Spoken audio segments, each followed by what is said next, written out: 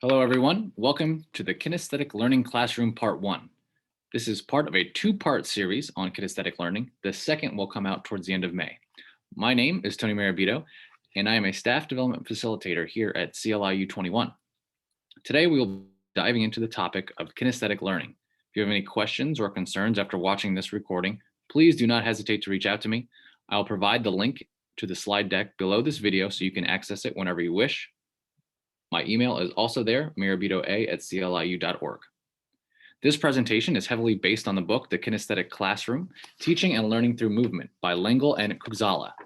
My goal today is to provide teachers in all content areas and grade levels with information and ideas on how to implement movement into the classroom to not only enhance teaching, but also the learning process. I will suggest activities and strategies for students to grow socially, mentally, emotionally, and physically. Current research shows that regular physical activity helps children and teenagers perform better in school.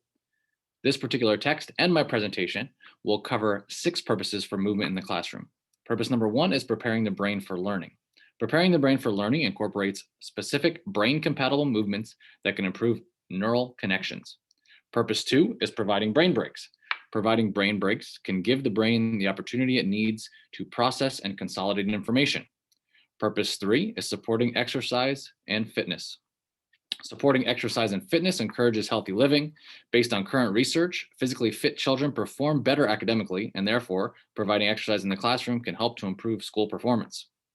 Purpose 4, developing class cohesion. Developing class cohesion through movement activities can prepare the brain for learning new information.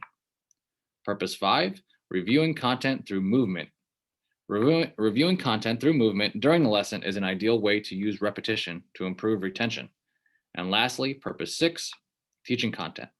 Teaching content through movement will help many students of all ages and cultures understand and retain information. This particular presentation will cover purposes 1, 2, and 3. And then part 2 will cover purpose 4, 5, and 6.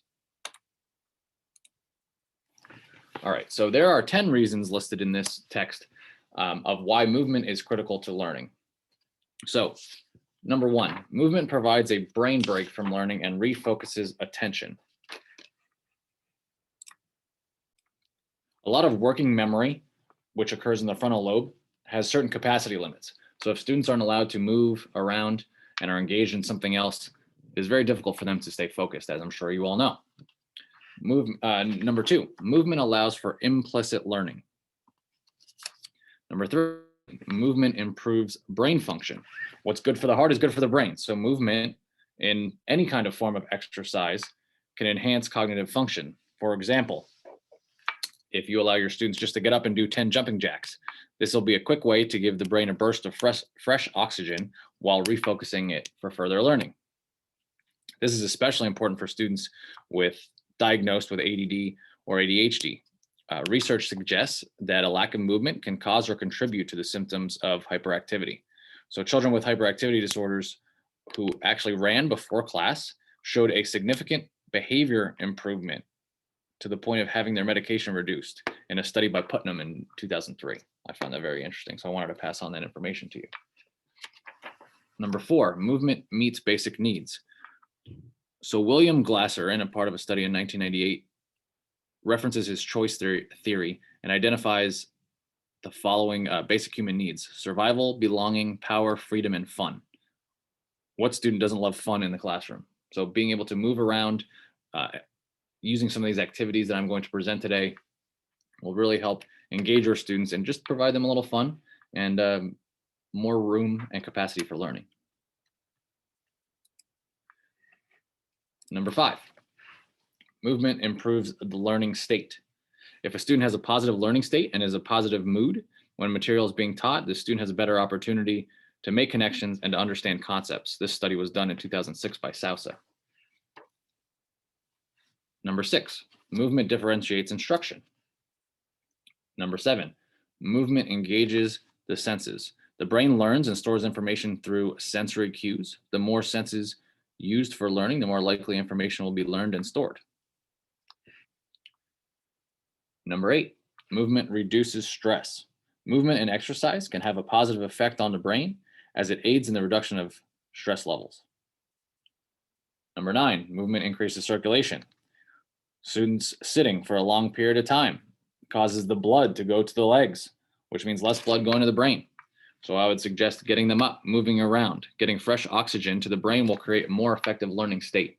And lastly, movement enhances episodic learning and memory. We'll go over that later in this presentation. So the agenda today, we'll be going over the first three purposes: preparing the brain, which addresses whole brain learning; providing brain breaks. I will provide benefits and examples of brain breaks. And lastly, supporting exercise and fitness, how to incorporate fitness into your classroom. All right, so number one, preparing the brain, movement activities that improve learning. These movements can be implemented in 1 to 3 minute time frame throughout your lesson. So this does not have to be a long, tedious task.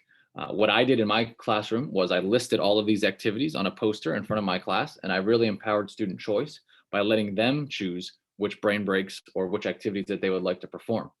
Now, I would find the correct transition times, the natural transition times that happen in the classroom, whether it's changing classes or going from subject to subject in an elementary level classroom. You as teachers know that there's bits and pieces of time that you could be utilizing these types of strategies. So in the preparing the brain category, there's a few main goals that I would like to point out. Crossing the midline. So if you were to draw a line from your forehead down to the floor, your body uses both hemispheres of your brain that are involved in reading and writing. So the right side of your brain controls the left side of your body, the left side of your brain controls the right side. So getting students to cross that midline physically before learning really enhances learning. The goal is to get both sides of the brain communicating to achieve greater success. And as I mentioned before, look for some windows of time that present ideal opportunity for movement. All right, on this slide and in the following slides, I will show you some actual activities noted in the book and a demonstration through video of how to do these. So the first three videos will be the grapevine, heel taps, and windmill. Very easy activities to do with your students. Once they learn these, they'll be able to do this completely on their own.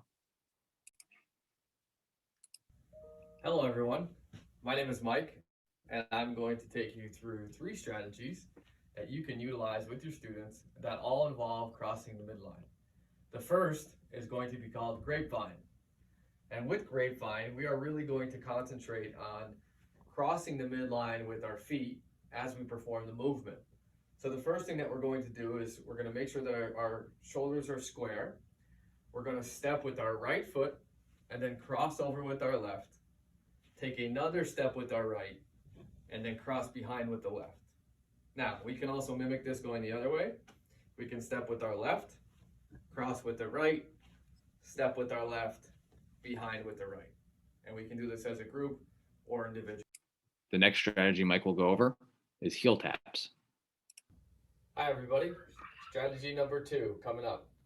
Again, we're focusing on crossing the midline, and this is going to be called heel taps. So once again, we're going to be standing, feet about shoulder width apart, squared up, and we are going to start with our left foot in front, and we're going to cross the midline and touch our heel with our opposite hand. Then we're going to go behind us. Same type of practice. We can switch feet, do it the other way, and we can also have students vary speed for this exercise. The next exercise that Mike will demonstrate is windmills. Hello everyone, Mike again. Strategy number 3 for crossing the midline. This is going to be called windmill.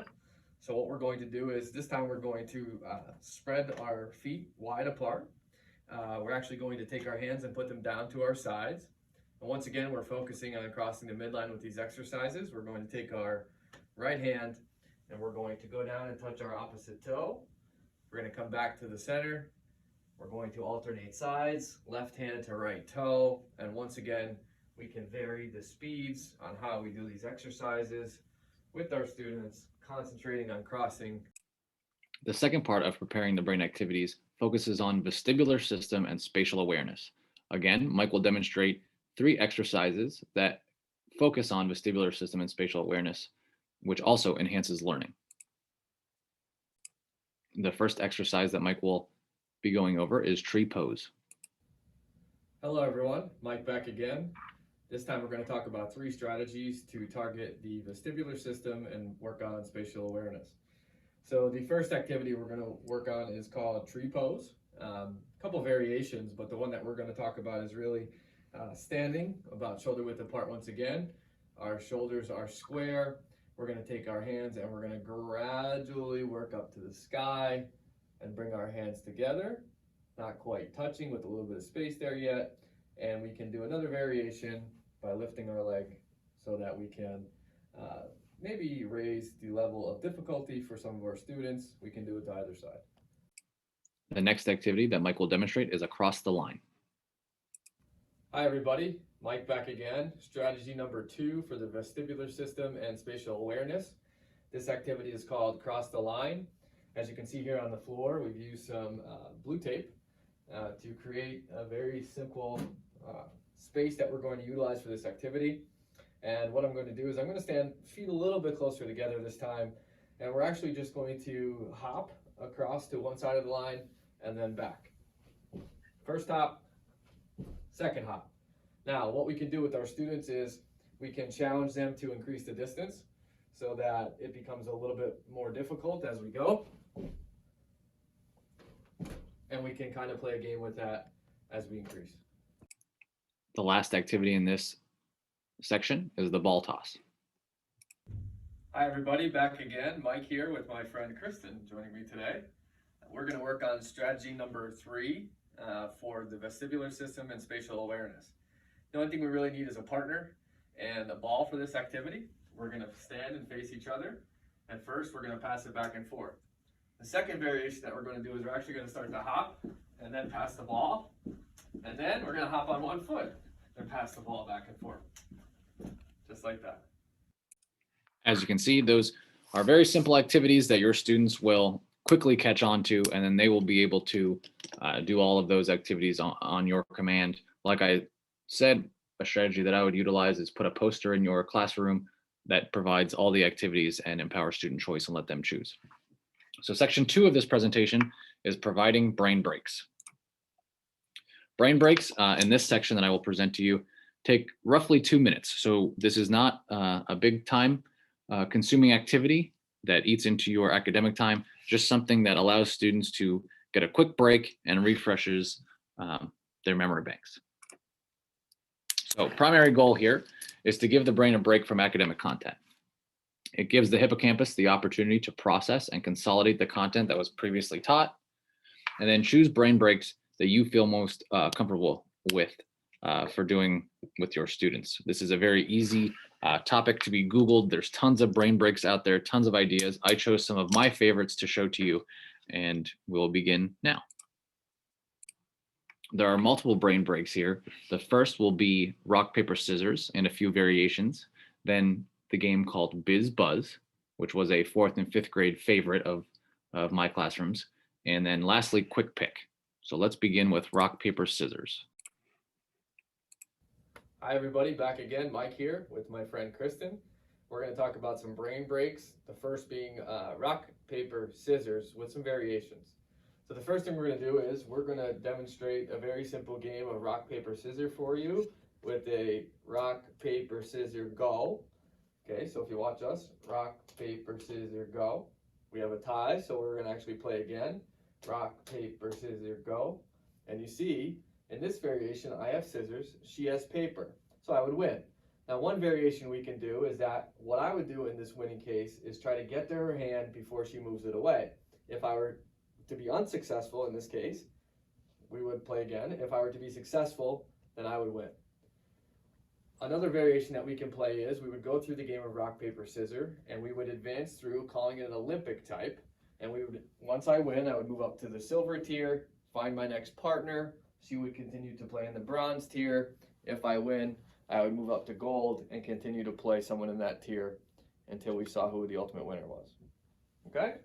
Other variations we will show as well in the slides. Now for Biz Buzz. Hi everybody, back again with Brain Breaks. This time we are going to act out for you Biz Buzz. I have my friends Kristen and Jordan here today to help me with this. We are going to count around in a circle, and we are going to say biz on any number that's a multiple of 5, and buzz on any number that's a multiple of 7. So we're going to try to demonstrate this for you. Any kind of laughter that happens, we apologize in advance. It is a fun game. We'll talk about a couple of variations at the end. So we're going to start with Kristen. 1, 2, 3, 4, biz, 6, buzz, 8, 9, fizz, 11, 12, 13, buzz, fizz, 16, 17, 18, 19. biz. And then we're going to stop it there. So you can see, and that was actually our best take of practice Yes. the entire day.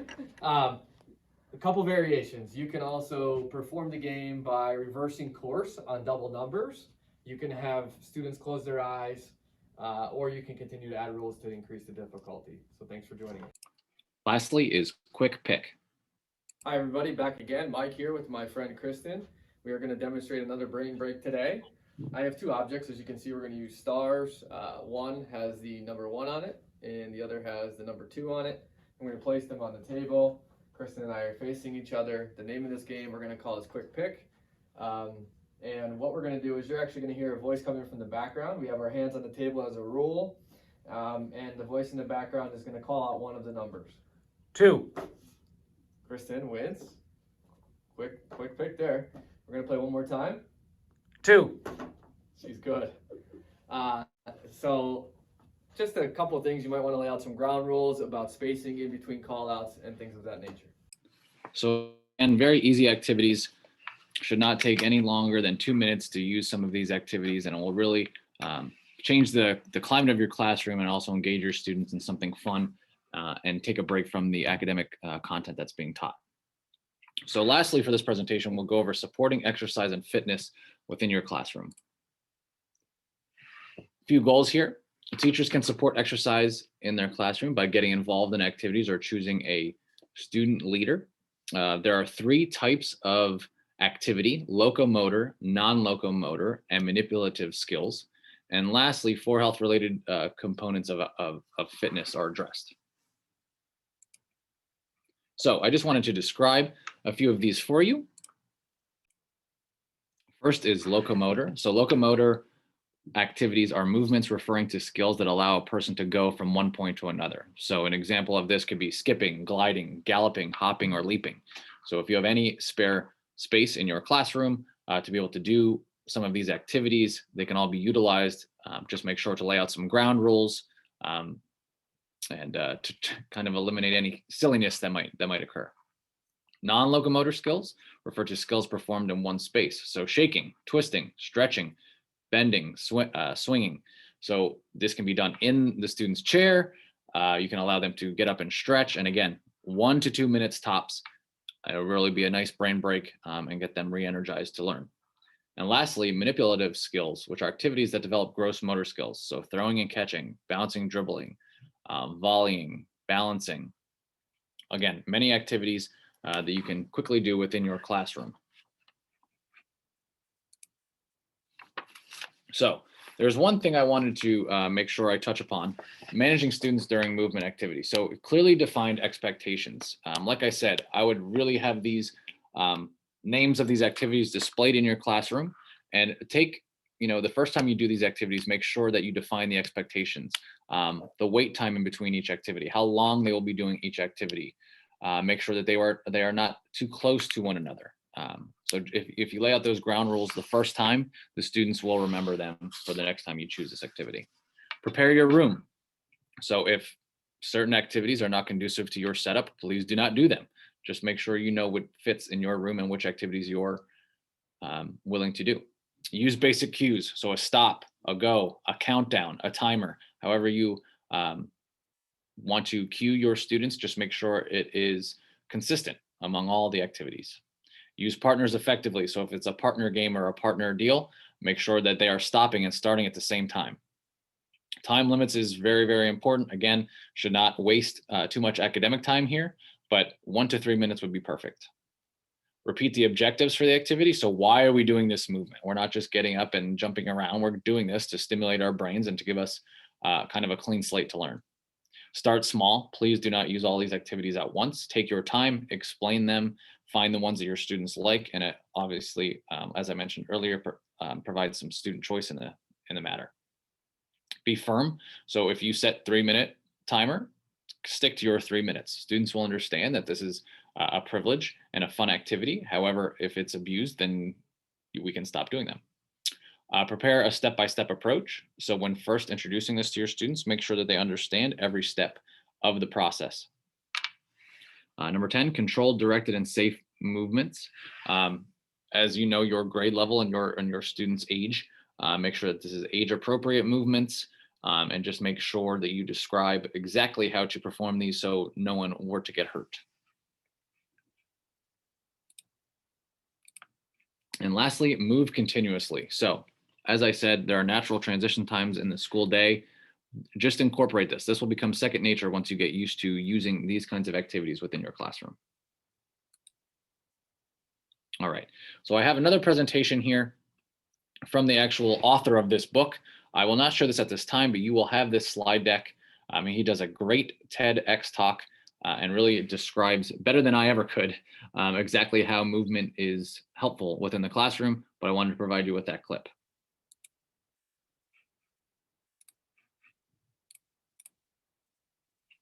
If you have any questions, please feel free to reach out to me at any point. I would love to go over some of these activities with you. There's my email address and Twitter handle. Again, thank you for listening, and please watch out for part 2 of the Kinesthetic Classroom. Thanks for joining.